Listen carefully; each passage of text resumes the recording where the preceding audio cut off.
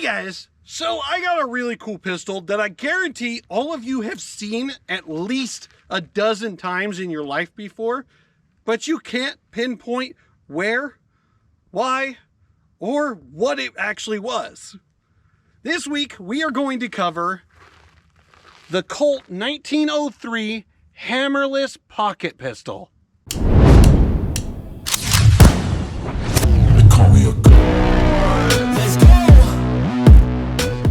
All right, so in 1903, the man himself, John Moses Browning, came up with yet another perfect design.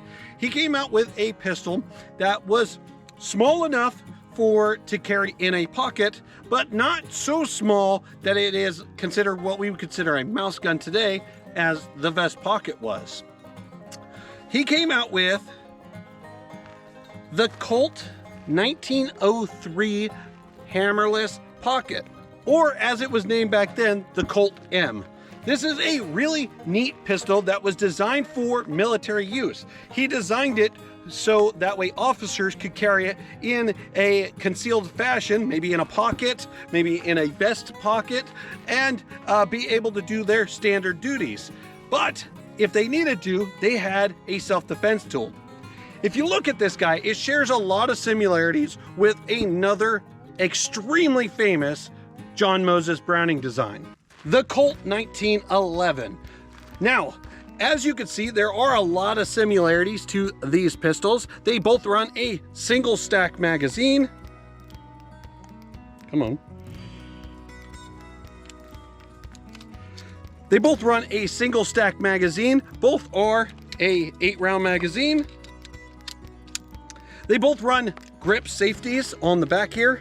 And although this is called a hammerless, it does actually have a hammer hidden underneath this shroud here. So it is a hammer fire just like your 1911. It runs a trigger bar mechanism very similar to the 1911, and it even runs rudimentary sights like the original 1911 did. All metal frame, of course, just like the original 1911. And you see a lot of similarities, and that's because these guys were a precursor in the design features to the 1907, which eventually became the 1911. So it is definitely a really cool progression of design features. If you look at all of Colt's designs for his pistols, going from the early 1900s all the way to 1911, you could see where that progression was going to create the world's best and most famous handgun in the world. But today we are going to focus on this guy. This guy is probably one of the more popular John Moses Browning designs, and most of you guys have seen it and not even realized it. So the Colt 1903 was very popular for gangsters to use back in the early running of booze and drugs and stuff of that in the early 1920s going into the 1930s. People like Al Capone carried one of these in his vest. You even had Bonnie bringing Clyde one of these for his escape out of prison. So these are a very common pistol back then. So common that John Dillinger actually was reported to have one of these guys in his pocket when the FBI took him out. So this is a very common pistol, especially in the early 1900s. It was one of the highest selling civilian pistols in that time frame. Now, like I said, they did make it for military use. It did get adopted by some military branches for officers to carry, especially around World War II, because it was easy to put in a pocket, so they didn't have such bulky gear going on. Now, these are a really cool pistol. Let's go over the feature sets of this guy, and then we'll take it out to the range and put some rounds on it, see how she shoots. All right, starting at the front here, we have a 4-inch barrel. This is very similar to your standard 1911 in its design features. You do not have any kind of bushing up front because it didn't need it for this pistol. Moving on across, we had a standard iron sights. Nothing particularly fancy, but they are small and smooth, so you could throw them in a pocket and pull it out of a pocket without it dragging. It's got nice slide serrations across the back here, so you can get a good grip on there. It's got a nice grip safety there. That was a very common thing, especially in those early 1900s, as you saw with the Savage 1915 that I had. Also had a grip safety. It was very common for a pistol to have a grip safety, probably because you're throwing it in your pocket. You don't want that super light trigger in your pocket with no safety mechanism stopping it. This does have a manual safety that does go in and actually block up the slide there. It does have a nice little trigger. We're not going to dry fire it a whole bunch, but let's go ahead and check out that trigger. Gotta close that grip safety, take up the little bit of slack, and then a nice clean crisp trigger. It actually is a very nice trigger, probably better than a lot of modern 1911s, honestly. And this gun was dated at 1919, so this is over 100 years old and has a better trigger than most modern guns. Crazy. The negative side to this guy does have a heel magazine release, so you do have to pull the heel magazine release, and mine is very hard to get out of the magazine well, but it does hold a 8-round magazine because this is the 1903 that is chambered in 32 auto. Now if it was the 1908, it'd be chambered in 380, which would hold only 7 rounds. So interesting little tidbit there. But you guys didn't come here to watch me just sit here and blabber on about it, so let's go ahead, put some eyes and ears on, and take it out to the range and see how she performs. All right, so like I was saying before, this guy is chambered in 32 ACP, which, funny enough, is another cartridge that John Moses Browning created himself, the 32 ACP Auto Colt pistol. It's funny because most of John Moses Browning's designs were all derived around his cartridges, the 45 ACP, the 32, the 25, and the 50 BMG. All right, so this is chambered in 32 ACP, which makes it a very low recoiling round.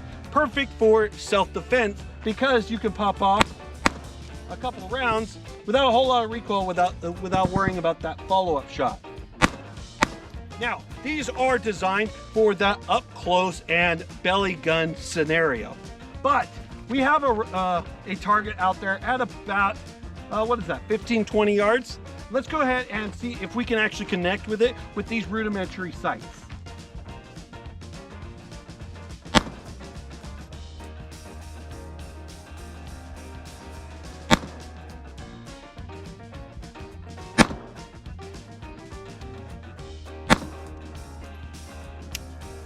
Okay, I apparently cannot. I don't know where those rounds went, but they did not hit the target. So, honestly, this is designed for a self-defense gun, something up close and personal, like about where my silhouette target is right in front of us here. So this distance is perfectly fine. When you step it out a little bit more of a distance and you're shooting at such a small target, it is really hard to hit anything of any substantial purpose. So because it's a 32 ACP, it is very light in recoil. So almost anyone could shoot this really well and not have to stress out about the recoil. And because it's such a small framed gun, it's perfect for small framed people like ladies back in the early 20s. This would have been a really nice option for a concealed carry gun. Something that I could see a lot of women carrying and throwing in their purse. This would be a perfect pistol for a female to carry, and I could see how they could market it that, especially since their competition, Savage, was marketing their model 1907 directly towards female home protection. So it's very interesting that Colt had this guy already in the work, already in the bag, by the time the 1907 was introduced for women carry. But the interesting thing is, this guy ended up being carried by a lot of men, especially servicemen, while this one was a hit for the ladies. Very interesting, and you can kind of see they have very similar design concepts, very similar. They are very unique in their styles. The Savage is very reminiscent of that German engineering, while the Colt is pretty much just your reminiscent of American engineering. Both are made in America. Both were American classic pistols. Both were very ideal pistols, and both are very interesting guns. If you guys want to see me do a comparison, a shooting comparison between these two, go ahead and hit a like in the on this video and comment in the comment section, Savage versus Colt. I want to see those comments so that way I know it's a good video to go ahead and make for you. All right, so the Colt 1903, a really neat pistol. I had to get one for myself because I have the Savage 1915 and I just needed the 1903. It was almost obligatory. So I came across one, I got a good deal on it, and I had to go for it. This is a really, really cool pistol, very cool piece of history. Because this guy is over 100 years old, still works flawlessly, and frankly, even though it's got a little patina to it, it looks goddamn good. I love the way this pistol looks. It looks like a miniature 1911 before they started miniaturizing 1911s. It's very neat. I do love this pistol. I love the way it feels. I love the way it shoots.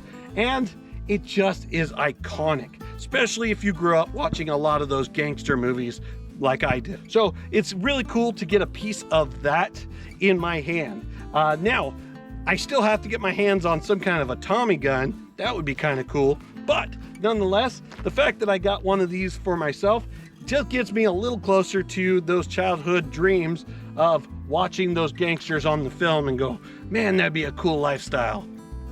It really wasn't. All those guys died. But nonetheless, definitely a really cool concept. Definitely something cool to check out if you ever get a chance to check out a 1903. And if you ever get a chance to purchase one, I highly recommend it. Because yes, there was over half a million made, but there's not many of them left in such a good condition that you could take them out and shoot them. So definitely grab one if you see it and shoot it. Have some fun with it. Take it out to the range. Enjoy that piece of history that John Moses Browning put his life soul into. These are beautiful guns, and God, if it wasn't for people like John Moses Browning, we wouldn't have such cool designs, such cool concepts that just have lived out the test of time. Guys, this is my quick overview of the Colt 1903 hammerless pocket pistol. I love this gun, and definitely a really cool thing to add to my collection, and you should add one to yours if you ever get a chance.